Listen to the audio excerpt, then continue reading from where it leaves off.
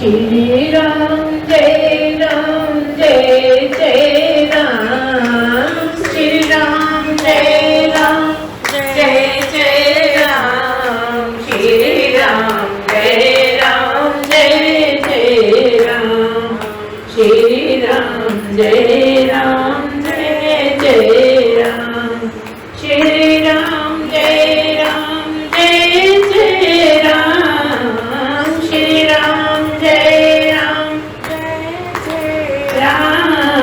श्री राम जय राम जय जय राम, श्री राम जय राम जय जय राम। सच्चिदानंद भगवान की जय, सद्गुरुदेव भगवान की जय। आज का प्रश्न है कि हम ऐसा क्या करें कि जब गुरु कुछ कहते हैं, कुछ आज्ञा देते हैं, तो हम अपना दिमाग न चलाएं और जैसा गुरु कहें वैसा कर पाएं।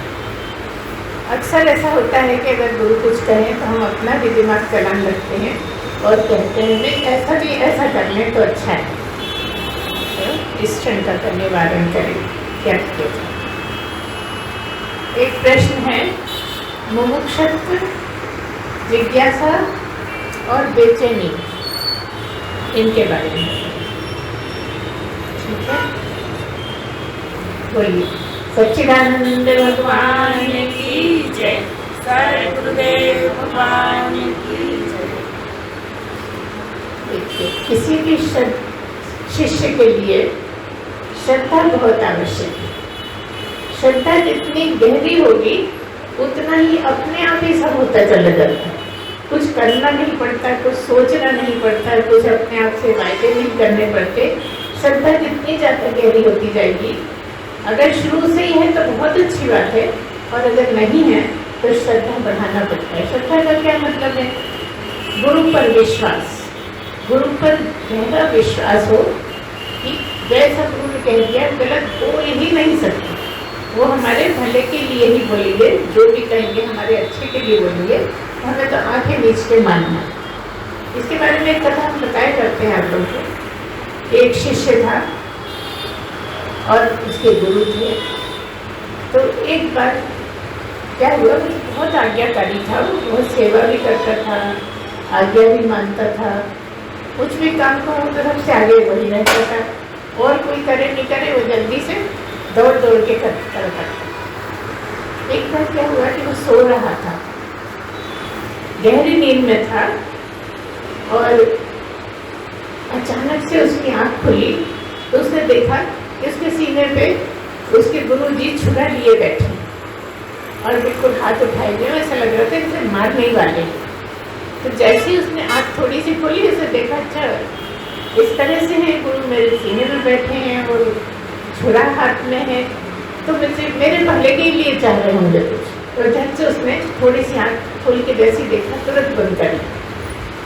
बाद में जब वो उठा तब पता लगा कि वहाँ पर एक सांप था और वो इसको काटने के लिए आ रहा था, तो गुरु ने उसको मार डाला। क्या मतलब है? अगर आपको गहरा विश्वास है कि गुरु मेरा बुरा कर ही नहीं सकते, करेंगे ही नहीं, ऐसा गहरा विश्वास जब हो जाए तो आपकी श्रद्धा बहुत ज़्यादा उच्च कोटि की हो जाती है। और जब श्रद्धा अच्छी हो जाती है तो अपने आप सब कुछ ऑर्डर में आता जाता है, सब कुछ ठीक होता चला जाता है।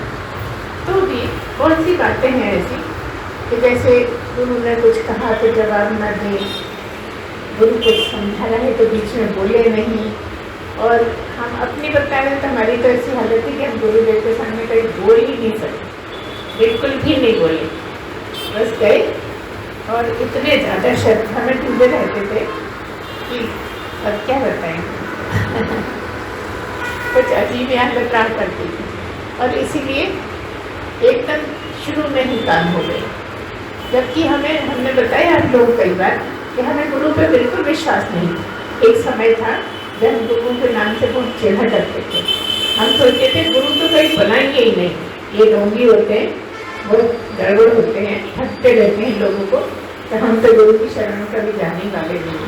ये तो हमसे भी कम समझदार है। कभी कभी ऐसा भी लगता था, क्योंकि हम कभी कभी गाँव भी जाया करते थे तो गांव में देखा हमने कि बिल्कुल अंगूठे छाप दिए हैं, तो भी उनको गुरु बना रहे हैं, बहुत उनको मान रहे हैं। गुरु का क्या मतलब है? आपसे ज्यादा जानकारी होना चाहिए, बस केवल ब्राह्मण है इसलिए गुरु बना लो, ये बात हमें कभी जमती नहीं थी। और इसलिए हमें गुरु का गलत ही लगा करता था कि गुरु तो बनाना ही नहीं है। लेकिन जब हम आए यहाँ पर, शुरुआत हुई, तो जितने भी सीनियर लोग थे सब ये कोशिश करने लगे कि ये हमारी शिष्य बन जाए। आपस में खींचातानी शुरू हो गई। गुरु एक भी नहीं है, सबकी हालत खराब है, लेकिन सब चाह ये रहे कि ये हमारी शिष्य बने, क्योंकि इसी में चीना चट्टी होती थी कि कोई भी नया पंछी आया तो हमारा शिष्य बने, हमारा शिष्य बने, हमारा शिष्य बने। अपने घर भी बुलाते रहते थे हम शर्मा जी, जहाँ भी होता था हम लोग जाते रहते। फिर जब देखा कि कुछ हो नहीं रहा, दूसरा चाह रहा है कि हमारी बन जाए, हम चाह रहे हैं हमारी बन जाए, तो घर आना भी शुरू कर और फिर उसको ऑर्डर जमाने लगे, चलो नाश्ता लेके आओ, चलो दूध गर्म करके लाओ, ये सब चलता रहा। तो और भी ज़्यादा नफरत होने लगी थी। लेकिन जब समय आया तो फिर मन होने लगा कि अब गुरु की जरूरत।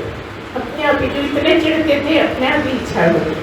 और हमने आप लोग कई बार बताया, सबसे पहले हम रामदेव जी के पास गए, तो रामदेव जी ने कहा कि अभी तो मैं ही गुरु नहीं हूँ, तो तुम्हें कैसे बना सकता। तो हमें ये बहुत अच्छी लगी उनकी ईमानदारी। तो विश्वास और होने लगा गुरुओं पर कि ऐसे गुरु होना चाहिए जो सच बोल पाए। फिर कुछ दिन बाद हम रोज सुबह 4 बजे उठ जाते थे, तब 5 बजे से कुछ न कुछ टीवी पे सुनते रहते थे। एक शिवानंद जी महाराज थे, उनका रोज सुनते थे। उनका शायद 4:30 या 5 बजे से कभी आया करता था, शर्मा जी को कुछ नहीं पता था, लेकिन रोज देखते थे। देखते देखते हमें लगा कि इनके पास जाना चाहिए। मालूम करा तो पता लगा बहुत हैवी फीस है उनकी, ज़्यादा ही फीस लगती है।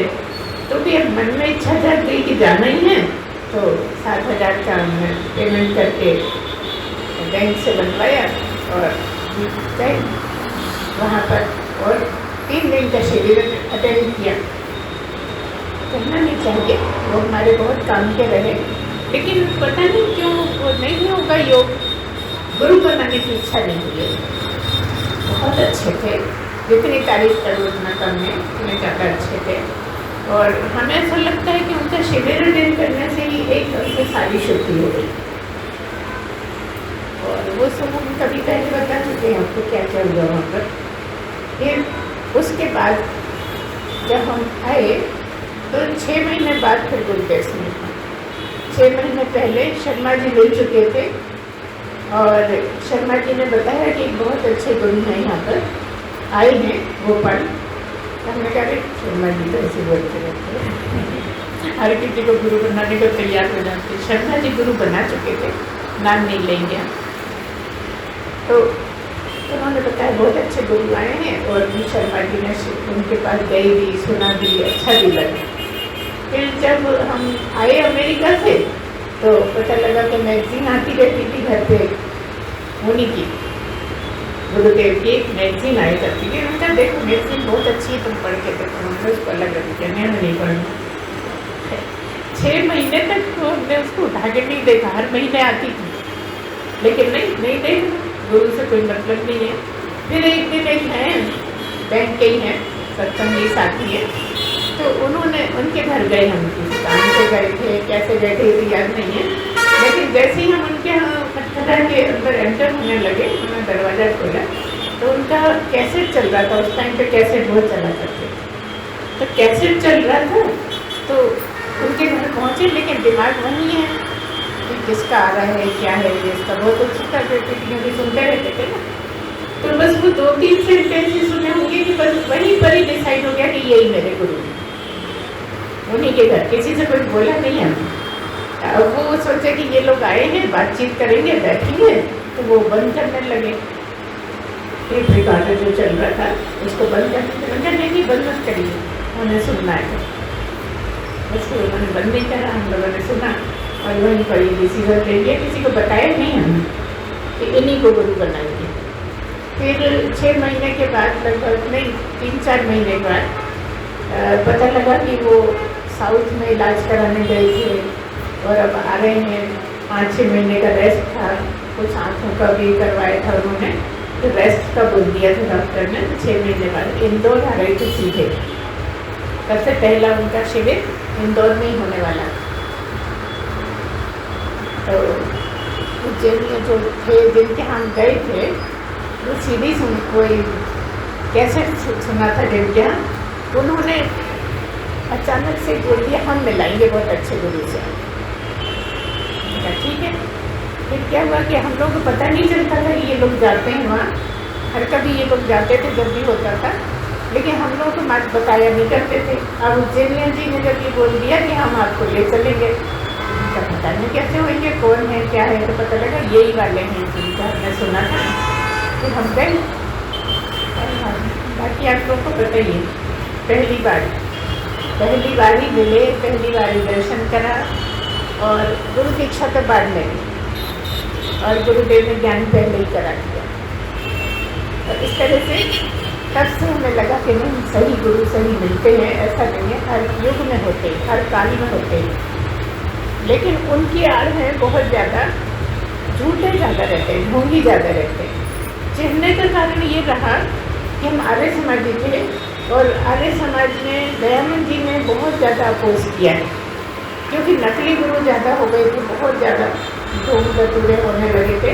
तो उन्होंने इसके लिए बहुत ज़्यादा सारे में लोगों को समझाया था कि नहीं, गुरुओं के मत मानो, और ऐसे जगत का ज़्यादा बताएगा। जानते ही और स्वामी दयानंद के जो आर्य समाज जिन्होंने चलाया, आर्य समाज के प्रवर्तक थे, तो हमारी सारी भावनाएँ उसी तरह की थी। मूर्ति पूजा भी कभी करने की ज़रूरत नहीं थी, लेकिन कभी ऐसा नहीं कि हम सिर नहीं झुका दो। जब झांकियाँ लगती थी तो जितनी झांकियों पे जाते थे हम पूरा सिर टेक कर ही आए करके थे आर्य समाज। तो वो अपने आप ही कुछ ऐसा था कि सब जगह मंदिर भी जाएंगे तो सिर टेकेंगे, जबकि आर्य समाज नहीं सिर टेकते। तो इस तरह से हमारा चलता रहा था बचपन से। श्री राम जय राम जय जय राम, श्री राम जय राम जय जय राम, श्री राम जय राम जय जय राम, श्री राम जय राम जय राम, श्री राम जय राम जय जय राम, श्री राम जय राम जय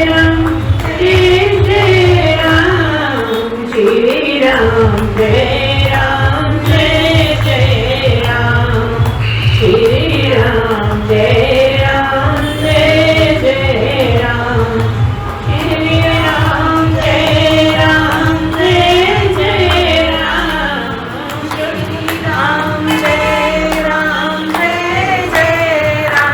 श्री राम जय राम जय जय राम, श्री राम जय राम जय जय राम, श्री राम जय राम जय जय राम, श्री राम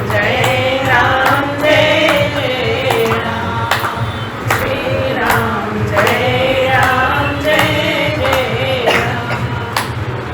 राम, श्री राम जय राम जय जय राम, श्री राम जय राम जय जय राम, श्री राम जय राम जय जय राम, श्री राम जय राम जय जय राम, श्री राम जय राम जय जय राम, श्री राम जय राम जय जय राम, श्री राम जय राम जय जय राम, श्री राम जय राम जय जय राम, श्री राम जय राम जय जय राम, श्री रामचंद्र भगवान की जय। सच्चिदानंद भगवान की जय, सद्गुरुदेव भगवान की जय। तो बात हो रही थी कि आपकी श्रद्धा जितनी ऊंची रहेगी उतना ही आपका सही मार्ग चलता रहेगा, और करना नहीं पड़ेगा, अपने आप होता जाएगा। जैसे कई लोग कहते हैं कि ध्यान करना सीखना है, ध्यान करना सीखना है, लेकिन जब आप ध्यान करने लगते हो तो अपने आप ही सब होने लगता है। हमने तो कहीं भी किसी से भी नहीं पूछा था, कितने ही दिन तक तपस्या चलती रही, लेकिन कभी भी ना किसी से मिले न किसी के सामने प्रश्न रखा, न किसी से बात करी, ये भी नहीं बताया कि हम ये सब कर रहे हैं या कोई इच्छा है, ऐसा भी नहीं। और सही मायने में इच्छा होते हुए भी इच्छा इसलिए नहीं थी कि ऐसा लगता था बहुत कठिन काम है भाई, ऐसा तो नहीं हो सकता है, हम तो गृहस्थ हैं, हम घर में रहते हैं, लोग बरसों जाके जंगलों में रहते हैं, तब भी मिलता है कि नहीं मिलता है कोई पक्का नहीं है, तो हम भला कहाँ लगते, ऐसा सोच के अपने आप को बहुत छोटा समझते थे। कभी ऐसा सोचा ही नहीं कि हम भी प्राप्त कर सकते हैं, हम भी वहाँ तक पहुँच सकते हैं। इसलिए शुरू से ही नम्रता बहुत रही। वैसे भी 3 भाई बड़े थे तो आज्ञा पालन करना ही काम था हमारा। हमारे यहाँ परिवार बहुत ज़्यादा स्ट्रिक्ट रहते थे, तो डांट मार भी खूब पड़ती थी, अच्छी पिटाई होती। अकेली लड़के थे मगर पिटाई तो सब छोटों की होती थी, जो भी गड़बड़ी करते थे। तो बहुत छोटी उम्र में हमारे पिताजी नहीं रहे थे, लेकिन तब भी सभी बहुत अच्छी पढ़ाइयाँ करके बहुत अच्छी अच्छी नौकरियों, बहुत बड़े बड़े पोस्ट पर गए। इसीलिए ये डिसिप्लिन अच्छा था। कोई माफ़ी की बात नहीं, माफ़ नहीं होएगा, गलती करिए तो जो भी होगा वो होगा। तो हमें ऐसा लगता है ये सब चीज़ें भी ज़रूरी हैं, लेकिन जब तब भी देखिए हम अभी कह रहे हैं ऐसा, और आप सोचोगे इनके विचार होंगे शायद मारने, लेकिन हमने बच्चों को कभी भी नहीं मारा, क्योंकि अगर बच्चा मानने वाला है तो बिना ही मारे मान जाएगा। नहीं तो आप कितनी भी धुनाई भी लगाते रहो, जिद्दी हो जाएगा, लोड लगाने लगेगा, लेकिन सुनेगा नहीं। मतलब ये जितना मारोगे उतना ही बिगड़ता जाएगा, क्योंकि उसको आदत पड़ गई मार खाने की। क्या करेंगे, ज़्यादा मार लेंगे और क्या करेंगे, ऐसा सोचने लगते हैं बच्चे। तो हमने कभी नहीं मारा। शुरू में शर्मानी में शुरू करे तो हमने मना कर दिया कि नहीं आप हाथ नहीं लगते, हम देख लेंगे जो भी है। तो इस तरह से गाड़ी चलती रही है अपनी। तो ये जिज्ञासा कैसे जागी, कभी कभी लगता है कि जिज्ञासा शायद पहले से ही थी, कहीं सुषुप्त अवस्था में जिज्ञासा थी जो ले चल रही थी, लेकिन जानते नहीं थे कि जिज्ञासा होती क्या है। जैसे आप लोग पूछते हो कि जिज्ञासा क्या है। प्रभु को पाने की तीव्र इच्छा, ऐसी इच्छा कि भले प्राण निकल जाए लेकिन प्रभु मिल जाए, बस यही जिज्ञासा है। इतनी ज़्यादा इच्छा हो कि आप गलत करो ही नहीं, एक ये दृढ़ निश्चय हो अपने अंदर कि हमें गलत काम करना ही नहीं है, तो आपके बड़े से बड़े परेशानियां भी आपके साथ चलती रहती हैं और आप अपने आप सही मार्ग पे चलते रहते हैं। हम बार बार यही कह रहे हैं कि अपने आप सब होता चले जाता है। क्यों होता चले जाता है? क्योंकि एक बात तो यह कि गुरु अंदर ही बैठा है ना। आप अगर सही मार्ग पे चल रहे हैं तो आपको और भी आगे, गुरु मतलब भगवान परमात्मा ही सब में बैठा है ना, और वो सब कुछ है। वो गुरु भी है, वो माँ भी है, वो पिता भी है, वो दोस्त भी है, मित्र भी है, पड़ोसी भी है, सब कुछ वही है। तो अगर आप एक बार उसमें विश्वास करो ना तो सारे रोल वही पूरे करता है। जबकि लोगों के देखो दोस्त भी होते हैं, संबंधी भी होते हैं, सबसे खूब लगाव भी होता है, और ऐसा भी लगता है कि उनके बिना काम नहीं चलेगा। लेकिन यहाँ क्या रहा, अगर तो अपनी बातें कर रही, हाँ कुछ प्रसंगी ऐसा निकला है। यहाँ ऐसा रहा कि कभी भी सारी जिंदगी किसी ने देखा हो कि हम पड़ोसन से खड़े खड़े बातें कर रहे हैं, कभी भी नहीं। ज़्यादा जो नमस्ते करी अंदर, कोई किसी ने बुलाया तो चले गए, 2-4 मिनट बैठ के 10 मिनट बैठ के आ गए, और पूरे टाइम अपने बिजी रहना और भगवान से लगाना अंदर ही अंदर। तो क्या कहना चाह रहे हैं हम? ये कहना चाह रहे हैं कि अगर आप बिजी रहोगे तो आपके कर्म बनेंगे ही नहीं। जितना आप फालतू रहोगे, जितना लोगों से गप सड़ा के लगाओगे, उतना ही आपके कर्म बनेंगे। क्योंकि कभी झूठ बोल रहे हो, कभी किसी को चला रहे हो, कभी धोखा दे रहे हो, तो आप एक भगवान को ही सब मान लो अंदर से और चलने दो गाड़ी। अब कई बार ये प्रश्न करते हैं लोग, कह रहे ऐसे कैसे चलता है ना, मोहल्ले पड़ोस वाले हैं वो बुरा मानते हैं। नहीं, तब देख लेते हैं ना कि इनका स्वभाव ऐसा, कोई बुरा नहीं मानता। ज़्यादा से ज़्यादा ये कहेंगे कि भाई ये ज़्यादा मिक्स नहीं होते, और क्या भाई टाइम नहीं है हमारे पास इतना, लेकिन जब मिलते हैं, जब आपसे अच्छे से मुस्कुराते हंस के बात कर लेते हैं, तो इसलिए बात बिगड़ती भी नहीं है। हमारा तो स्वयं का एक्सपीरियंस है ना कि कोई बुरा नहीं मानता, कोई कुछ नहीं, हम ही मन में सोचते हैं कि ऐसा हो जाएगा, वैसा हो जाएगा, ऐसे करेंगे तो कैसे चलेगा, ये सब हम ही सोचते रहते हैं। और इसीलिए हम भगवान से दूर बने रहते हैं, क्योंकि हमारे लिए वो इम्पोर्टेंट है, वो इम्पोर्टेंट नहीं है। ये क्या कहा है? अनन्य की बात है यहाँ, अन्य ना हो, जहाँ अन्य ना हो, बस एक परमात्मा ही हो, वहाँ मिल के रहता है, कोई कारण है ही नहीं कि नहीं है। अब आपने थोड़ा पड़ोसियों को, थोड़ा सखा सहेली को, थोड़ा भाई बहन को, थोड़ा इसको उसको, सबको बांट दिया। अब उसके हिस्से में कितना सा है? जिसको मिलना चाहते हो, जिससे प्रेम करते हो, जिसको चाहते हो कि वो हमें कभी दर्शन हो जाए या कभी हमें समझ में आ जाए, जिस तरह से भी आप चाहते हो, तो अब जब आप इतने बट गए हो तो नहीं मिलेगा। ये भी पक्की बात है, क्योंकि आपका 10 जगह दिमाग बटा हुआ है। आपको जितना ज़रूरी है उतना करो और आगे बढ़ जाओ, अपने काम पे काम रखो। अगर आप सच्चे सत्संगी हो तो फालतू की बात भी मत करो, फालतू की पछे इधर करके गमसला के भी मत लगाओ। ज़रूरी बात हुई इतनी कर ली तो चलो आगे। आपके सबसे बड़ा लाभ ये है कि कर्म नहीं बनते, और कर्म नहीं बनना चाहिए, क्योंकि बाकी कर्म हम काट के आए हैं। 84 लाख योनियों में भगवान ने इतना शुद्ध करके आपको मनुष्य बना दिया है, जब जो कुछ बचा है वो यहाँ काट ले, बढ़ा मत। हम क्या करते हैं? बढ़ा लेते, इतने बढ़ा लेते हैं, इतने कमा लेते हैं कर्म, कि हमें फिर नीचे की योनियों में जाना पड़ता है। अगर इस पर नज़र है तो नहीं बढ़ते। आपको अगर सच में इच्छा है, कहीं चिंगारी भी है, तो वो मान लो बहुत बड़ा, यहाँ से लेके ऊपर बैगिस तक घास का ढेर है, मान लो, बस एक चिंगारी लगा दो, बताओ बचेगा क्या?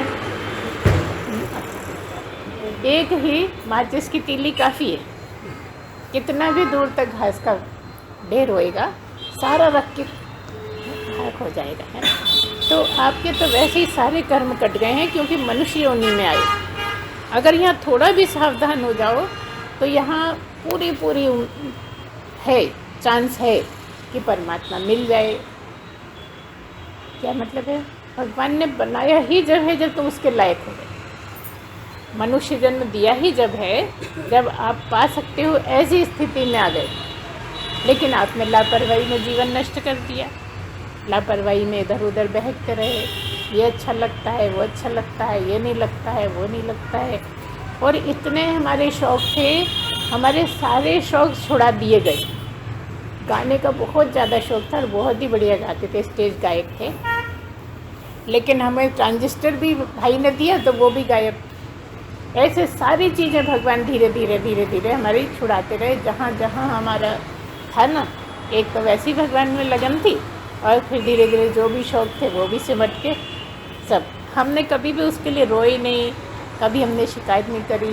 कहते ज़रूर थे कि ऐसा, तो हमें इतना शौक़ था, हमारे भाई को भी पता था इनको गाने का बहुत शौक़ है, तो वो स्वयं दे के गए, लेकिन एक बार भी ना तो हमने उसे गाना सुना और ना हमने कभी गाया शुरू से। मगर फिर हमने इतना गाया, इतने पहले सब तरह के गाने गाते थे, भजन भी गाते थे, फिल्मी भजन भी गाते थे। फिर बाद में भजन ही भजन लिखना शुरू कर दिया। इतना पक गया कि भजन लिखने शुरू हो गए। खूब भजन लिखते थे और खूब गाते थे राग बना के। जहाँ शर्मा जी गए तो हमारी तरह तरह से तपस्या शुरू हो जाती थी। पास पड़ोसियों को सबको पता था कि ये बहुत अच्छा गाती है, खूब जोर जोर से गाते, सब तरह से दरवाजे बंद हैं और गा रहे हैं खुल के। शर्मा जी को कभी नहीं पता लगा कि हम गाना गाते हैं, भजन गाते हैं। ऐसे ही सुना होगा पहले, शादी से पहले। लेकिन मतलब ये है कि सारे गुप्त रूप से चलती रही। भगवान की जो आराधना थी वो गुप्त रूप से चलती रही। और जब भी ये वाली बात आती है तो हम यही कहते हैं कि अगर भगवान को चाहते हो तो ये प्राइवेट मामला मानो। आप एक बार अपने दोस्त की बात लोगों को बता दो, अपने माता पिता की बता दो, भाई की बता दो, है ना, पत्नी की भी बता दो। हम कहते हैं लेकिन भगवान की और आपके क्या रिश्ता है, भगवान का आपका क्या संबंध है, आप भगवान को कैसे प्रेम करते हो, ये किसी को आउट मत होने दो, तो प्यार पक जाता है। ये मालूम ही मत हो तो फिर कलयुग में भला कौन इसको अच्छा कहेगा। बेवकूफ़ लोग होते हैं जो भगवान की तरफ मुड़ जाते हैं ना, यही समझते हैं। तो इस तरह से हम बता ही इसलिए रहे हैं कि आप जितना सिमट जाओ उतना अच्छा है। अगर सचमुच में भगवान को पाना चाहते हो तो सच्ची जिज्ञासा जान जाती है। जितना जितना आप सत्संग सुनोगे आपको लगाव बढ़ता जाएगा, है ना, और जितना जितना लगाव बढ़ेगा प्रेम बढ़ता जाएगा, है ना। लगाव प्रेम एक ही बात है, और इच्छा ज़्यादा प्रबल होती जाएगी। तो वही तो जिज्ञासा है। जितनी जितनी भगवान को पाने की तड़प होगी वही जिज्ञासा। जब बिल्कुल चरम कोटि की हो जाएगी, बिल्कुल बहुत ज़्यादा हो जाएगी, तो हो ही जाएगा काम। वही तो इस हद तक चली जाए कि उसके आगे कुछ बचे ही नहीं। इतनी ज़्यादा हो जाए जिज्ञासा कि वो मिल भी जाए। जिज्ञासा बढ़ने का मतलब क्या, हर वक्त वही दिखता है, सब में वही दिखता है। और वेदांत के प्रवचन सुनने के बाद तो समझ में आ ही जाता है कि दोस्त में भी वही बैठा है, माँ बाप में भी वही बैठा है, सब में जब एक वही बैठा है तो जो सामने है वो वही है। ऐसी भावना रखने से गलतियाँ भी नहीं होती। गलतियाँ कब होती हैं, जो हम हर एक पर गुस्सा करते हैं, अच्छा ऐसा कर दिया। आपका सोचना ये है कि किसी ने कुछ नहीं कर दिया, जो आपके हिस्से में था वो उससे भगवान करा रहा है। जो आपको भोगना था वो सामने वाले से, जो भी है वो दोस्त है, भाई है, बहन है, वो सब परमात्मा ही उसमें बैठ के करा रहा है। आप क्या गुस्सा करोगे उस पर? आप ऐसा मानते हो ना कि अच्छा ऐसे बोल दिया, अच्छा हमें कुछ समझा ही नहीं, तब आपको लगता है। जब आपको लगेगा सब में वही बैठा है तो जो भी कर रहा है वो करता ही नहीं। अगर करता तो सबसे पहले अपना ही भला नहीं कर लेता। अगर करने का होता है उसमें इतनी कुव्वत होती कि वो कर सकता है अपने, तो सारा अपना अच्छा ही अच्छा कर लेता ना। तो जब वो अपना अच्छा नहीं कर सकता तो हमारा बुरा कैसे कर सकता है? हमारा बुरा करने का उसका हिम्मत ही नहीं है, कर ही नहीं सकता। वो बैठा जो हमारे पटने हैं, कर्म पटाने हैं, वो करवा रहा है। आप सहज स्वीकार करें। लोग ये समझेंगे बेवकूफ़ है, ये समझती नहीं है, लेकिन हम शुरू से इस सारी बातें समझते थे और किस तरह से चलना है ये भगवान ही चलाना है। और एक बात बता दें कि जितनी ज़्यादा तकलीफ़ें आएंगी जीवन में, जितनी ज़्यादा तकलीफ़ें आएंगी उतना ही समझो कि भगवान का जो आपका एम है, जो आपका गोल है, वो करीब है। निश्चित जान लो इस जन्म में होने का यही पहचान है कि क्योंकि कोई भी ऐसा नहीं हुआ जो बिना तकलीफ़ों के जिसने पाया हो। जिसकी मस्ती की ज़िंदगी रही उसको मिलना ही नहीं है ना। मस्ती में उसने इतने ज़्यादा कर्म कमा लिए कि वो पाने की योग्यता नहीं आ पाई। वो सारे भाव वैसे ही बन गए, गलत साइड के ही बन गए। अब वो कितना भी खींचता है तो खींच नहीं सकता है। सारी जिंदगी जो किया वही उसके सपने हैं, वही दिमाग में घूमता है, वही सब कुछ उसको वही लगता है, जिसकी प्रैक्टिस बहुत ज़्यादा हो गई।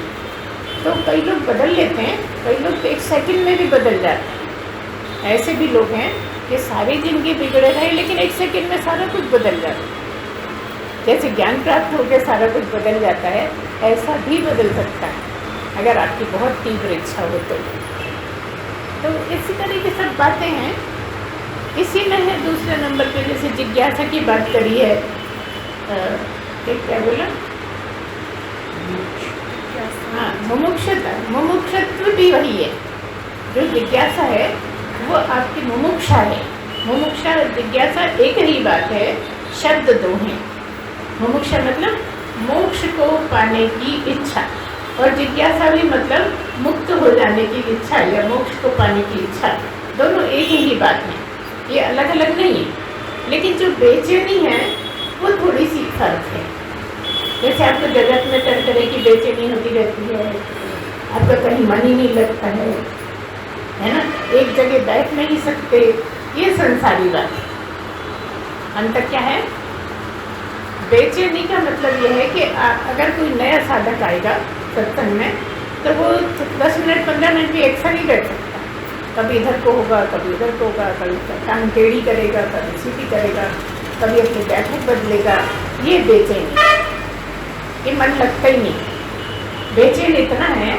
अच्छा, बेचैनी क्यों है, इसकी गहराई में जाइए तो जिसके जितने ज़्यादा कर्म पड़े होंगे उतनी ही शरीर में बेचैनी दिख जाएगी। और जितना जितना सत्संग सुनता जाएगा, कर्म करते जाएंगे, उसकी शरीर में भी शांति आती चलती है। और शरीर जितना शांत होगा उतना ही वो एक बैठक में बैठ सकता है। हम ये नहीं कह रहे कि आप एक बैठक में ही बैठिए, लेकिन एक स्वभाव बन जाता है। जो महात्मा साधु रहते हैं वो 2-2, 4-4 घंटे क्यों एक से बैठे रहते हैं? वो शरीर की बेचैनी खत्म हो गई, उनकी शुद्धि हो गई, बहुत ज़्यादा शुद्धि हो गई। तो जैसे चाहे वैसे बैठ सकते हैं, है ना। बैठे बैठे थक जाते हैं, परेशान हो जाते हैं, कई लोगों को तकलीफ़ें भी शुरू हो जाती हैं, लेकिन तब भी वो आदत बन जाती है क्योंकि शुद्धि हो गई। तो सारा कुछ शुद्धि पर ही टिका है। इसीलिए हम कहते हैं अंग अंग की शुद्धि चाहिए, एक एक अंग की शुद्धि भी चाहिए। और कितने भजन भी आप गाते रहते हैं। आँखों की शुद्धि का ऐसे होगी दर्शन कर कर, है ना। पैरों की शुद्धि का ऐसे होगी तीर्थ कर करके। मान लो कोई बहुत गरीब है, तीर्थ नहीं जा सकता तो मंदिर ही जाएगा, अपने घर के मंदिर में बार बार जाना चाहेगा, गलत पाना चाहेगा, है ना। आँखें भी शुद्ध होंगी और पैर भी शुद्ध होंगे। और कान कैसे शुद्ध होंगे? कीर्तन सत्संग सुनने से, भगवान के गुणगान सुनने से। ऐसे पूरे शरीर का सोचिए, अंग अंग शुद्ध हो जाए, क्योंकि वो इतना शुद्ध है कि वो पधारेगा ही जब आप चरम सीमा की आप शुद्धि हो जाएगी, तभी पधारेगा। क्योंकि आप देखिए, जब दिवाली पे आपके यहाँ पूजा होनी होती है तो आप कितनी सफाई करते हो? क्यों करते हो? है ना।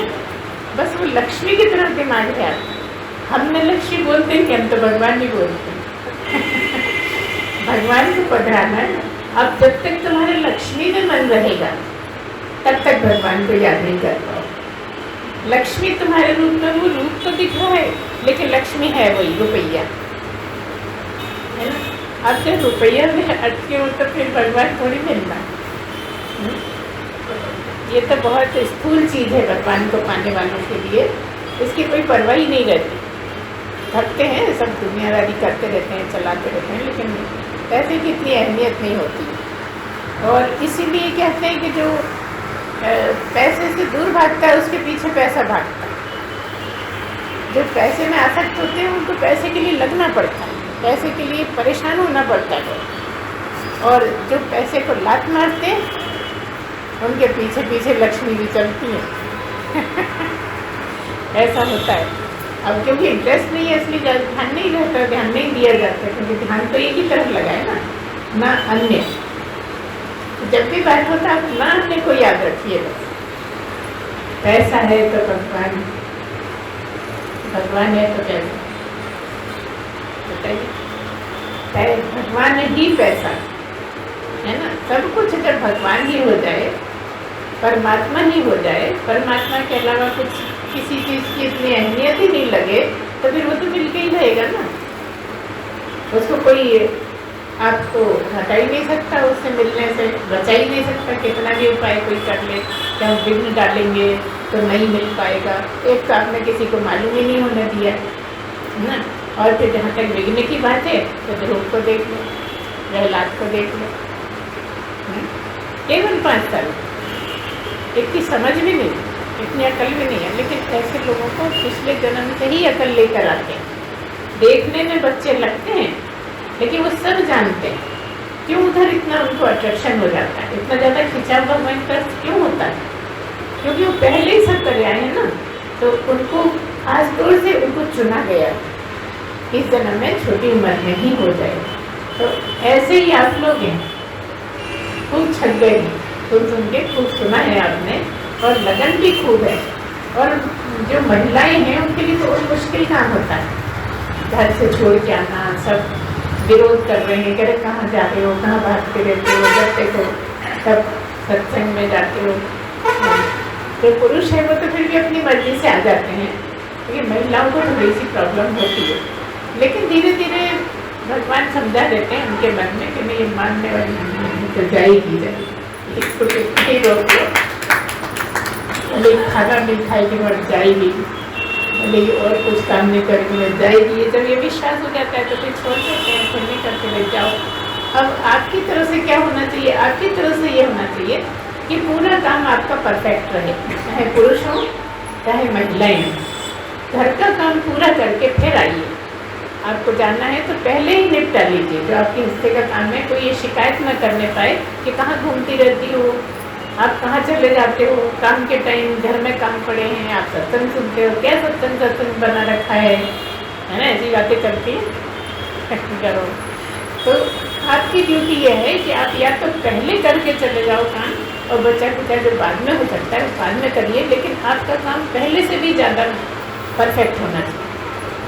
कभी किसी को ये मौका नहीं मिले कि आपने ये नहीं किया और वहाँ चले, तो आपका काम भी होता रहेगा, दूसरों का काम भी होता रहेगा। एक बात ये है कि आपसे जितना बने दूसरों को सुख पहुँचाए, दूसरों के लिए करते रहिए कुछ कुछ, क्योंकि ये जो शरीर है ना, ये दूसरों के ही लिए मिला है, करने के ही लिए मिला है। इस शरीर से आप जितना ज़्यादा दूसरों के लिए करोगे उतना ही इस मार्ग में आगे बढ़ोगे। और निस्वार्थ करना है, निष्काम करना है। ऐसा नहीं कि हम ऐसा कर लेंगे तो ऐसा हो जाएगा, हम इनको खुश कर देंगे तो हमारा ऐसा हो जाएगा, हम उनको खुश कर देंगे तो हमें ये मिल जाएगा। बिल्कुल निस्वार्थ, कहीं कोई स्वार्थ हो ही नहीं, और बस किए जा किए जा किए जा, जगने से लेके सोने तक। कई बार लोग कहते हैं अभी कहाँ तक करें, जिसको देखो तो हमें ही बोलते रहते हैं, हमसे ही काम करने के लिए बोलते हैं। आप हो उस लायक, आपको चुना गया है, आप में इतना सामर्थ्य है कि आप कर सकते हो। सब नहीं कर सकते, सब थोड़ा सा करके थक जाएंगे, लेट जाएंगे, सो जाएंगे, लेकिन आपको जो भगवान के प्यारे रहते हैं, जो भगवान के तरफ चलते हैं, उनको ऐसा स्टेमिना मिल जाता है, इतनी ताकत मिल जाती है कि वो कितना भी करें थकते नहीं हैं। हम अपने ही बारे में बताते हैं, हम सारे दिन करते रहे ना, हमें थकान कभी महसूस नहीं हुई। कब महसूस होती थी? जब लेट गए फिर नहीं उठ सकते, क्योंकि लेटने के बाद पता लगता था कि कितने ज़्यादा थक गए। तो इस तरह से बहुत सी चीज़ें हैं, कभी कभी चर्चा करनी चाहिए। अच्छा कर आपने ऐसा प्रश्न रखा, तो इसमें आपको जिज्ञासा का भी पता लगा। मुमुक्षुत्व और जिज्ञासा एक ही बात है, और बेचैनी संसारिक है। आप जितने ज़्यादा संसार में डूबे हो उतनी ही बेचैनी रहेगी, जितना परमात्मा की तरफ झुकने लगे हो उतनी ही शांति रहेगी। अब आप इतने लोग बैठे हो, इसमें कोई भी ऐसा नहीं है जो बेचैन दिखता, सब बड़ी शांतिपूर्वक आराम से बिना टेंशन के सुनते हैं। कभी कभी किसी को घरेलू टेंशन होता भी है तो 5-10 मिनट में समझ में आ जाता है चेहरा देख कि अब रिलैक्स हो गए, अब आराम में है। अब कोई ऐसे जो लेके आए थे कचरा वो फेंक के आए, है ना, क्योंकि कचरा ही तो है, ये बाधा बनता है हमारे लिए। बाकी सब तो चलता रहता है, पहले से ही भगवान ने सब डिसाइड कर रखा है कि आप कितना धन कमाओगे, आपके बच्चों की शादी कहाँ होगी, क्या होगा, कैसे हो, सब कुछ निश्चित है पहले। तो हम चिंता करते हैं तो भी बेचैन रहते हैं। आप उस पर छोड़ दीजिए ना, जिसका सब कुछ है, जिसके आप भी हो, आपका वो नहीं, उसी के आप हो। इसलिए जब आप उसी के हो तो उसको भी अपना मान के देखो, सबसे बड़ा रिश्ता। अच्छा, बड़े का क्या है, मतलब आपका ऐसे उदाहरण क्या है, कैसे मान लें बड़ा? हमारे तो बड़े भाई हैं, हमारे माता पिता हैं, वो लगते हैं हमें बड़े, ये रिश्ता सबसे बड़ा किस लगता है? जो आपके साथ सबसे ज़्यादा रहेगा वही तो खास रिश्ता है। और परमात्मा बताओ आपसे कब अलग होता है? कोई समय ऐसा है जब वो अलग होता है? तो जितना वो साथ रहता है और कोई रहता है क्या आपके साथ? रह सकता है क्या? शादी हो जाए, पति पत्नी बड़े प्यारे हो गए, पति को पत्नी, पत्नी को पति, बेटा होगा बड़ा प्यारा हो गया, है ना, या जानवर पाले बड़े प्यारे हो गए, लेकिन वो जिसके बिना आप हो ही नहीं। अच्छा, आपको आपसे ज़्यादा प्यारा कोई है क्या? आपको आप कहोगे कि मरने की बात हो रही है, हाँ यही मान लो, थोड़ी देर तो यही मान लो। कितना भी प्यारा हो बेटा माँ बाप, लेकिन जब घर में आग लगती है तो बेटे को माँ बाप को बचाते हो कि अपने शरीर को बचाते हो? अगर टाइम होगा तो बचाओगे, और अगर लग रहा है नहीं टाइम है ही नहीं तो क्या करोगे? ये शरीर तो फिर भी अलग हो जाता है, क्योंकि मिला भी है और अलग भी होता है, लेकिन वो जो आप ही हो तो वही तो आपका सबसे प्यारा है। समझ रहे होगे? एक आपकी असली मैं और एक आपकी नकली मैं। तो नकली मैं तो संसार के काम में आ रही है, मैं ऐसा, मैं वैसा, मैं ऐसा बता दूंगा, मदद से खा दूंगा, ये नकली मैं। और जिसको आप महसूस करते हो कि मैं हूँ, समझ रहे हो ना, जिसको आप महसूस करते हो कि मैं हूँ, एक तो है आपकी व्यवहार की मैं, और एक है मैं जो अंदर है, जो परमात्मा के ही रूप में है, जो आपका स्वरूप है वह परमात्मा ही है। तो आपकी असली मैं तो परमात्मा ही हो गया ना। तो आप अपने परमात्मा से कब अलग होते हो, कब अलग हुए, कब अलग हो गए बताओ? किसी को कोई डेट पता है तो बता दो। शरीर तो छोड़ दोगे, लेकिन तुम तुम्हारे परमात्मा से कब अलग हो सकते? हो ही नहीं सकते, क्योंकि तुम वही हो। तुम ये वाली मैं तो छोड़ सकते, संसारी मैं तो छोड़ सकते, लेकिन असली मैं कब छोड़ सकते? कोई संभावना है असली मैं छोड़ पाने की? कोई संभावना है? क्योंकि वही आप हो। असली में तो आप जो हो वो आपकी असली मैं ही आप हो। ये नकली मैं, ये शरीर की मैं तो पकड़ रखी है जब तक शरीर साथ है। शरीर है तो शरीर की मैं है, शरीर छूटा तो असली जो मैं है वही है, जो आपका स्वरूप है वही आपकी मैं, और वही आप हो। तो आपके नज़दीक सबसे ज़्यादा नज़दीक आप ही हो, इसलिए आप आपके ही प्यारे हो, इससे ज़्यादा कोई हो नहीं सकता। तो जो सबसे ज़्यादा प्यारा है, जो सबसे ज़्यादा समय आपके साथ रहता है, उसके तुम्हें होने में क्या परेशानी? वो तुम्हारा तो मुश्किल। ये दिन में कई बार कहो कि प्रभु हम आपके आत्मा हैं। जब भी आपको लगता है ये मेरा है ना, सारे घेरे में खड़े हो ना, कोई पति है, कोई बेटा है, कोई बेटी है, कोई पड़ोसी है, कोई सास है, कोई बहू है, कोई माँ है, कितने ही है, गिनोगे तो कोई ना कोई छूट ही जाएगा, है ना। तो आप यही सोचो ना, क्या तो तुम हो, नकली मैं हो या असली मैं हो? अगर नकली मैं को मानते हो तो मरता है, पैदा होता है। और गुरु कहता है तुम कभी मरते ही नहीं, तुम कभी पैदा हुए ही नहीं। ये कौन सी बात है? ये वही बात है जो कहते हैं भगवान कृष्ण पैदा नहीं हुए, तुम पैदा होते। इसी बात को लेकर कहा गया है कि भगवान कृष्ण पैदा नहीं होते और तुम पैदा होते हो। क्यों? क्योंकि तुम शरीर को मैं कहते हो, शरीर पैदा होता है, इसलिए तुम पैदा होते हो। जिस दिन तुम ये जान जाओ कि मैं आत्मा ही हूँ, तो जैसे भगवान कृष्ण पैदा नहीं होते, तुम भी मरते नहीं, पैदा नहीं होते, इसीलिए कहते हैं अमर हो गए। शरीर रहते अमर होना यही मोक्ष है। जिस दिन ये समझ में आ जाए कि मैं मरता ही नहीं, मैं कभी मरा ही नहीं, मैं पैदा हुआ ही नहीं, पैदा तो शरीर हुआ, मैं पैदा नहीं हुआ, क्योंकि मैं तो सब जगह हूँ ना। पैदा होने के लिए कोई लिमिट है, लेकिन जब मैं हर जगह हूँ, मेरा पास सब जगह है, तो मैं न मर सकता न पैदा हो सकता। मेरा पास सब में है, तो फिर अलग किससे हो गए? जब सब में आप ही आप रम रहे हो, आप ही वास करते हो, तो फिर आपसे आप अलग कैसे हो सकते? हम तो ये कह रहे हो दूसरों से भी अलग नहीं, लेकिन आप दूसरे किसको मानते हो? अपने को ही मान लेते हो कि हम उससे अलग, हम उससे। आप किसी से अलग कहाँ नहीं हो? आत्मा के स्तर पे अलग नहीं, शरीरों के स्तर पे सब अलग अलग, शरीरों के स्तर पे सबकी बुद्धि अलग अलग, शरीर के स्तर पे सबका मन अलग अलग, शरीर के स्तर पे सबकी क्या है, चित्त अलग अलग, समझ रहे हो ना। चित्त मतलब जो भी आपके साथ जीवन में घटा है या पिछले जन्म में घटा है या इस जन्म में जो भी आप जानते हो, जहाँ भी गए हो, जिससे भी मिले हो, जितनी भी वार्तालाप हुई है, सारा कुछ वो किसका, आपका अलग, आपका अलग, आपका अलग, आपका सबका अपना अलग। इसलिए शरीर के स्तर पर सब अलग अलग है, लेकिन तुमने अपने को जान लिया, मतलब आत्मा को जान लिया, तो एक ही समय एक से दूसरा है ही नहीं, आप किससे अलग। इसीलिए तो कह दिया कि जितनी आत्मा चींटी में उतनी ही हाथी में। अब शुरू में ये बड़ा आश्चर्य लगता है कि चींटी इतनी सी और हाथी इतना बड़ा, कैसे बराबर हो सकती है भाई।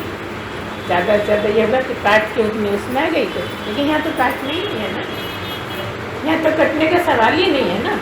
आत्मा को कोई काट सकता ही नहीं, ब्रह्म के टुकड़े हो ही नहीं सकते। अब जब टुकड़े हो नहीं सकते तो पूरे की पूरी आत्मा आप में, पूरी की पूरी आप में, पूरी की पूरी आप में, पूरी की पूरी आप में, है ना। समझ आती है ना बात, बड़ी सिंपल सी है, आसान आसान बातें अगर आ जाए समझ। नहीं तो इतनी माथा फोड़ी है कि वो मिलता ही नहीं है जवाब कि कैसे हो सकता है। इसमें तो समझ में आ रहा है, इतने में आप बैठे हो, इतने में आप बैठे हो, इतने में आप बैठे हो, सबके अंश हो गए, इतने अंश है अपने अपने हिस्से का, लेकिन वो तो अलग हो ही नहीं सकती ना, और है एक ही। तो करोड़ों में अरबों में भी है तो भी पूरी की पूरी। आसान है ना, कितना आसान है। जो इतना कठिन है वो कितना आसान अगर समझ में आए, और जो इतना आसान है समझ में ना आए तो कितना कठिन है कोई इसका अंदाज ही नहीं लगाएगा। सारी जिंदगी माथा पर्ची करते रहो, नहीं समझ में आता कैसे हो सकता है, ऐसी बात कैसे करते हैं लोग, कैसे कर सकते हैं भला। ईश्वर अंश जीव अविनाशी, हमने तो ये सुना है, जीव में अंश है ईश्वर के, ऐसा लगता है, लेकिन ऐसा नहीं। आप पूरे में समाये हुए हो और आपसे अलग कुछ है ही नहीं। और इसी दो चीज़ों को जब बताने के लिए, समझाने के लिए एक श्लोक आता है, क्या है मंत्र है, द्वासुपर्णा सयुजा सखाया समानम वृक्षम परिशय सजाते तयोरन्य पिप्पलम स्वागत नश्मन्यों विचार को शीति। ये हम पहले भी आपको बता चुके हैं। क्या मतलब है कि एक ही पेड़ पर दो पक्षी बैठे, एक पेड़ पर ये पेड़ है, इस पर दो पक्षी बैठे हैं। एक पक्षी क्या करता है, बस देखता है। जो आपकी असली मैं है उसका काम बस देखना ही है। परमात्मा जो है वो बस बैठा बैठा देखता है, किसी से कहता नहीं ऐसा मत कर या ऐसा कर ले। लेकिन जो दूसरा पक्षी है, ये दिखने वाला, ये जो है ये पूरे टाइम उछल कूद मचाए रखता है। भले ही आप कहो बेचैन नहीं है, हम तो चुपचाप बैठे हैं, लेकिन इसकी उठापटक चलती रहती है ना। कहाँ कहाँ घूमता रहता है, कहाँ कहाँ की बातें अकेले ही करता रहता है, और इतनी करता है कि घबराहट होती है। दरवाज़ा खोल के खड़े हो गए, कोई पड़ोसी दिख जाए, थोड़ा मन बहल जाए। क्यों मन बहल जाए, काहे के लिए मन बहल, तो बुराज कुड़ाज इतनी हो गई कि खुद ही परेशान हो, पता है ना। अब इससे कौन अनभिज्ञ बताओ, इससे तो सभी परिचित है ना कि अकेला रह के इंसान क्यों परेशान हो जाता है। इसीलिए परेशान हो जाता है कि इतने ज़्यादा विचार आते हैं, तो उन विचारों से ही घबरा उठता है। तो अगर एक आसान सा काम पकड़ लो, स्मरण, परमात्मा का स्मरण पकड़ लो, तुम्हें किसी से मिलने की इच्छा ही नहीं होती। मिलते जुलते सबसे रहो, लेकिन ऐसी बेचैनी नहीं होगी कि नहीं भाई थोड़ी देर को किसी से बातचीत कर लें, कोई दिख जाए कुछ तो कर लें बातचीत। काहे के लिए, वो जो परेशान कर रहे हैं विचार, उनको हटाने के। तो जब स्मरण ही करोगे तो सब काम अपने आप होगा, बेचैनी होनी नहीं। एक यही ऐसा है जिससे आदमी उकताता नहीं है। अगर सचमुच में मन से स्मरण होने लगे ना तो कोई बोर होने का सवाल ही नहीं है। बोर जब होते हैं जब मन से नहीं होता, जब जबरदस्ती करते हैं, जब होठ से जब के अरे हम तो 5 साल से जप रहे हैं, कुछ नहीं होता बीमा, फालतू की बात है। आपने जपा ही नहीं, आपने याद किया ही नहीं, होठ चलाते रहे, गालियाँ बकते हैं, ऐसे चलता रहा। क्योंकि आप नाम ले रहे हो लेकिन अंदर तो गालियाँ उठ रही हैं ना। तो जो गालियाँ उठ रही हैं, जो अंदर की बात विचार है वो खास है। अगर अंदर विचार भगवान के आ रहे हैं तो वो भगवान के, और आप भगवान का नाम ले रहे हो और अंदर विचार गालियाँ आ रही हैं तो फिर वो है ना कर्म बनने की सीधी सी बात है। तो इस तरह से आप जितना जितना अपने को संभाल सकते हैं संभाल पाएंगे, जितना चाहेंगे उतना संभाल पाएंगे। बस तीव्र इच्छा हो, जिज्ञासा हो, बेचैनी हो, जगत की बेचैनी छोड़ के, पैसे की बेचैनी छोड़ के, मेरे तेरे की बेचैनी छोड़कर, राग द्वेष का छोड़कर अगर आप अपनी तरफ लौटें, अपने स्वरूप की तरफ लौटें, अपने स्वरूप को स्मरण में लाएं, उसी स्वरूप को ही तो किसी ने राम कह दिया, किसी ने कृष्ण कह दिया, किसी ने शिव कह दिया, किसी ने हनुमान जी कह दिया, जिसको जो भाया कह दिया। लेकिन वो कुछ नहीं है, वो आप ही हो। वो राम नहीं, आप ही हो। वो कृष्ण नहीं, आप ही हो। हनुमान जी नहीं, आप ही हो। अब आपको आपकी याद करने में क्यों इतनी मुश्किल होती? आप तो आपसे अपने से दूरी नहीं हुए कभी, फिर कहाँ से लेकर आओगे याद? हर वक्त आप ही आप हो, आपके अलावा कोई है नहीं अकेले कमरे में, फिर क्यों उठता हाथ? क्योंकि बाहर की बातें भर रखी, चित्त इतना भरा है कचरे से, ये चित्त कहता है नहीं नहीं, ये जो चित्त भरा है ना इसको फेंको, कुछ और बात करना, नई बात करने चाहते हो, चित्त को और भर लेते हो। आप ये सोच के देखिए, पहले से ही इतना भरा है और उस भरे होने के कारण परेशानी हो रही है, और चाहते क्या हो, कोई दिख जाए, किसी से बातचीत कर लें, गप सड़ाके लगा लें और भर गया चित्त। तो जब स्मरण करते हो तो चित्त खाली होता है, बातें करते हो, राग द्वेष करते हो, आसक्त होते हो तो चित्त भरता जाता है। तो ये सबके पीछे यही जवाब है कि स्मरण ही है वो ताकत जो आपको भगवान से मिला देती है। चाहे आप ज्ञान मार्ग के हो, चाहे आप कर्म मार्ग के हो, और चाहे आप भक्ति मार्ग के हो। देखिए कर्म मार्ग में तो और भी आसान है, क्योंकि कर्म करते में आप जो इधर उधर सोचते हो उससे कर्म बनते हैं, और कर्म करते में स्मरण करते हो तो कर्म बनते ही नहीं है। क्योंकि कर्म करके भी आपको लगते नहीं, राग द्वेष आता नहीं, अपना तेरा आता नहीं। अपना तेरा कब आता है? जब आप यहाँ टटोलते, जब चित्त में से उठा के देखते हो तो राग द्वेष आता है। जिसकी याद आ गई है तो राग होएगा या द्वेष होगा, है ना। और अगर एक ही की याद है, कर लो जितना राग द्वेष करना है,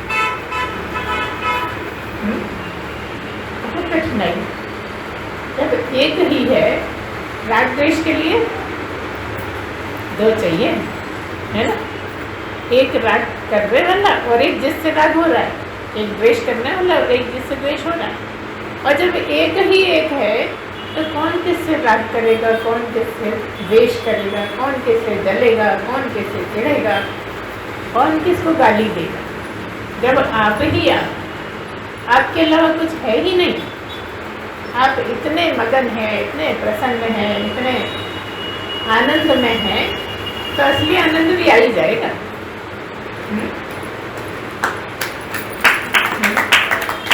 नकली आनंद में रहना सीखो, उसके लिए प्रैक्टिस करनी पड़ती है। असली में तो आ ही जाते हैं। जैसे ही घड़ा भरता है तो बिखर नहीं लगेगा फिर, है ना। अब नीचे कोई छेद तो है नहीं कि शिव जी के ऊपर वाला घर है, पानी डालते जाओ वो भी तो यही बताया है कि भगवान के स्मरण का घड़ा कभी खाली नहीं होता, भरता ही भरता है। कितना भी आप जल चढ़ाते जाओ, स्मरण के पुष्प चढ़ाते जाओ, कभी तृप्त नहीं होते, कभी खाली नहीं होते, कभी समाप्त नहीं होते। तो ऐसे पुष्प चढ़ाओ जिससे भगवान प्रसन्न हो जाए। अब पेड़ों के पुष्प चढ़ाते हो तो पेड़ भी बेकार दिखने लगते हैं।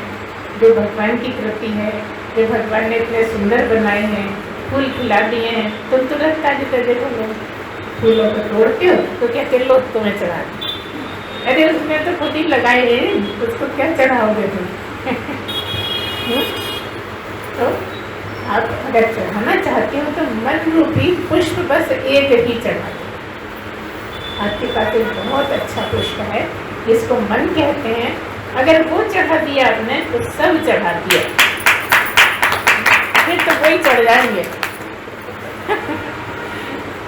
मन चढ़ा दिया तो परमात्मा ही आपको चढ़ जाएंगे जो आप चाहते हैं। और चढ़े हुए पहले से वही है। ये तो आपने ऊपरी बाना पहन रखा, ऊपरी आपने ओढ़ रखा है।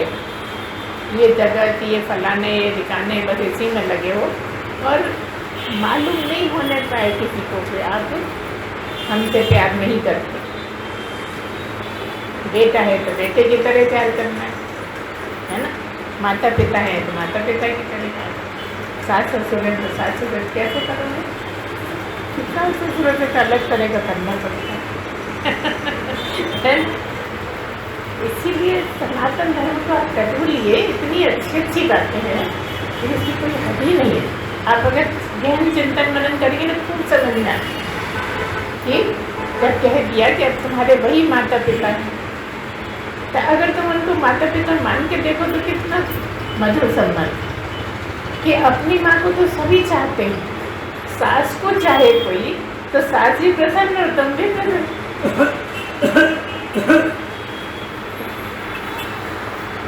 इसका भी उदाहरण दे देते हैं। चर्चा चल रही, शर्मा जी को कुछ नहीं पता है किसी। जब हमारे साथ इस शरीर के साथ जो थी वो साथ रहती थी ना, हम खूब तेल मालिश करते, बाल सुलझाते थे, उनके हाथ पैर दबाते थे, इतनी गदगद हो जाती थी कि वो सारे घाव उड़ेलती थी। फिर ऐसा लगता था उनको जैसे मेरी बेटी नहीं है तो यही बेटी नहीं है। आज तक हमने बताया नहीं है ये बात, तुम लोग को सुनने के बहाने उनको सुन लिए। इनको तो ये सब क्या था कि चिड़के हो गए ये लोग। तो हमारी माँ ने शिक्षा ही ऐसी दी थी। तो इसलिए हम तो एक छोटा सा उदाहरण थोड़े शब्दों में बोल रहे हैं। इस तरह से अगर आप चलेंगे ना तो आप हो ही, पहले से ही हो। तो क्या पहले से है तो फिर करने की जरूरत क्या है?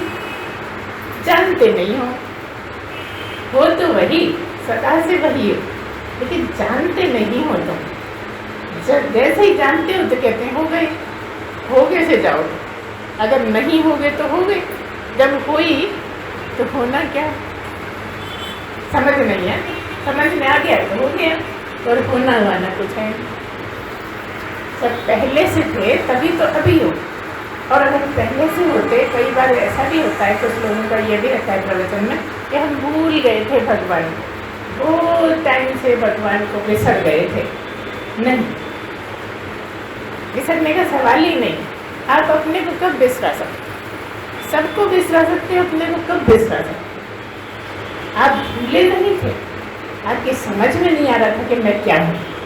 आप शरीर को ही मैं मान के बैठे थे, ये जानना ही नहीं कि मैं हूँ कौन। इसलिए कह दिया है कि जब समझ में आ जाता है तो वही हो जाते हैं। जिसने जाना वो वही हो गया। ब्रह्मविद ब्रह्मई भवति क्यों कहते हैं? तो बस जानने की ही देर है।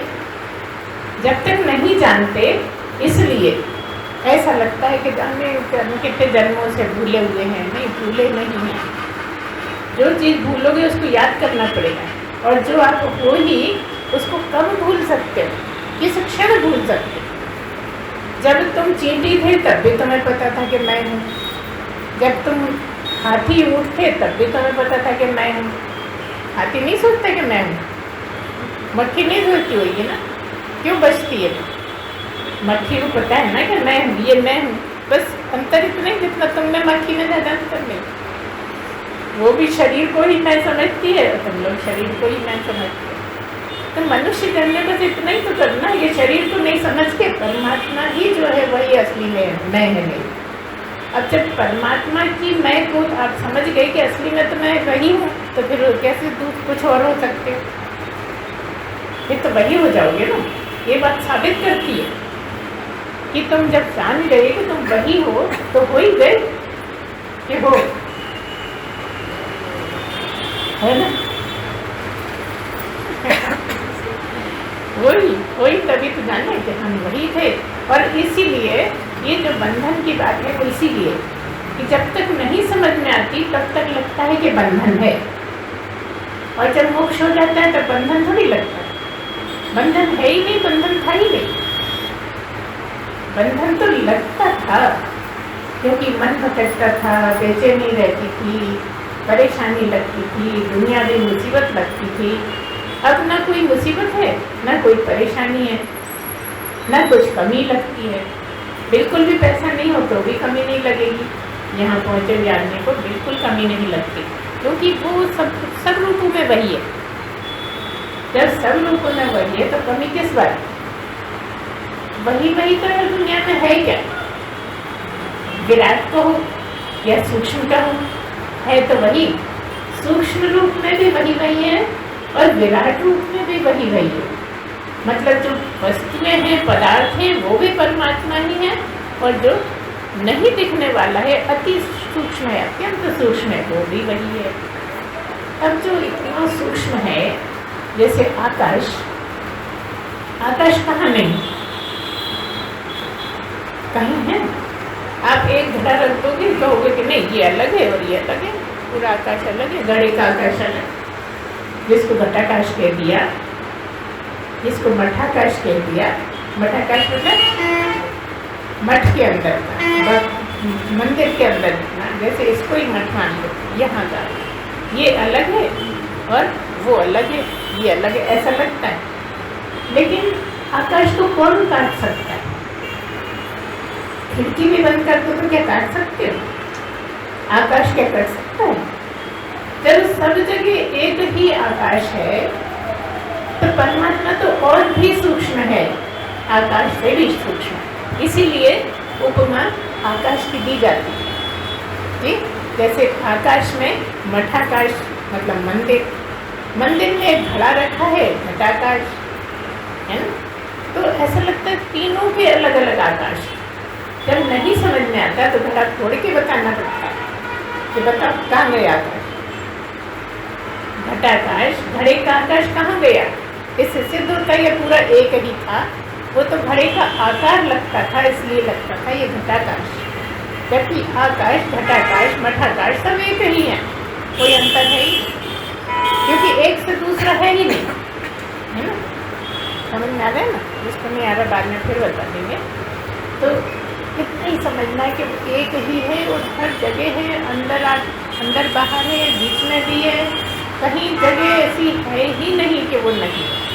इसलिए नहीं हटा दो और है ही है। वो कौन? ब्रह्म। वो कौन? आप ही।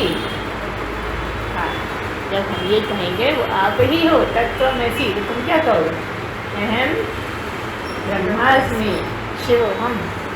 है? अब जब ये समझ में आ गया कि शिव मैं ही शिव हूँ, तो बच्चा क्या बताए? सब कुछ शिव ही है, शिव के अलावा कुछ है ही नहीं, और आप ही शिव हो, तब आपसे क्या छुपाए? और किस बात की बेचैनी? क्या पाना है, क्या छोड़ना है, क्या बिछड़ेगा, क्या मिलेगा? कुछ अलग हो तब मिलने की वासना। जब कुछ अलग है ही नहीं तो मिलने की वासना कहाँ गई? है ही नहीं, आपसे अलग कुछ है ही नहीं। तो जब इतना हो जाता है तब क्या करते हैं? सब गोविंद है, सब गोविंद, गोविंद बिन नहीं को। ऐसा ही है जीव से गोविंद बनने की यात्रा, नर से नारायण बनने की यात्रा है। अगर नर बन गए हो तो नारायण तक जाने की पूरी पूरी संभावना है। चूक गए तो चूक गए, फिर कह नहीं सकते तो फिर से नर बनोगे कि नहीं। यहाँ नर नारी का फर्क नहीं है, नर मतलब सभी आ गए। जैसे मनुष्य की बात करी तो सब आ गए, ऐसे ही नर से नारायण होना है तो नारायण का स्मरण करो। और तुम नारायण ही हो तो अपना ही स्मरण करो। जितना स्मरण करोगे भर जाओगे, और भर जाओगे तो तुम कहो तुम्हारे अलावा है क्या। तो आज इतना ही, बोलिए सच्चिदानंद भगवान की जय, सतगुरुदेव भगवान की जय। पूर्णमदः पूर्णमिदं पूर्णात् पूर्णमुदच्यते पूर्णस्य पूर्णमादाय पूर्णमेवावशिष्यते। ओम शांति शांति शांति। सच्चिदानंद भगवान की जय, सद्गुरुदेव भगवान की जय। बोलिए सच्चिदानंद भगवान की जय, सद्गुरुदेव भगवान की जय।